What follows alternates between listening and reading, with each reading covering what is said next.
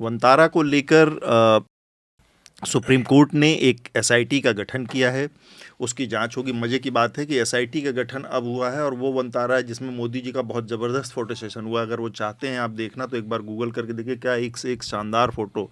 तो अब देवादित्य, आप मुझे थोड़ा सा बताएं कि वनतारा के मामले में अब तक जो चीज़ें हुई ऑन पेपर वो कानूनी लगती हैं, लेकिन हमारे देश में कई बार हम देखते हैं कि बहुत सारी चीज़ें ऐसी होती हैं कि उनको कानूनी जामा पहना दिया जाता है। आपको जो गड़बड़ी करनी रहती है या आपके जो जो जो कमियां होती हैं, खामियां होती हैं, उन चीज़ों के हिसाब से ही कानून बना दिए जाते हैं ताकि आप क्वालिफाई कर जाएं या विशेषकर किसी एक को लाभ पहुंचाइए। तो इस वाले मामले को हम कैसे देखें, फिर हम इसके दूसरे हिस्से पर आएंगे जहां पर जांच पड़ताल और तमाम चीज़ें हैं। जी।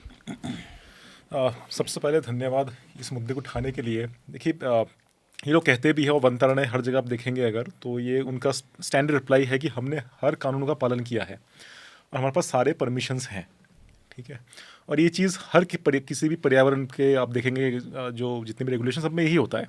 कंपनियां का मॉडल स्पेंड यही होता है कि हम परमिशन हमारे पास है तो हम गैर कानूनी काम नहीं कर रहे हैं और उस पर होता है। लेकिन समझ वाली बात ये है कि वो जो कानून है, क्या वह कानून वो कर रहा है जिसके लिए कानून बनाया गया है। जैसे वाइल्ड लाइफ प्रोटेक्शन एक्ट की बात है, उसका जो ऑब्जेक्टिव है, देखिए उसमें लिखा हुआ है प्रोटेक्शन एक्ट, और उसमें आप वाइल्ड लाइफ प्रोटेक्शन एक्ट में देखेंगे अगर आप 2023 से पहले इस तरह का जो है आप कह लीजिए कि जो जानवर का जो लेके एक्जॉटिक एनिमल, बहुत से विदेशी जानवर यहाँ पे है।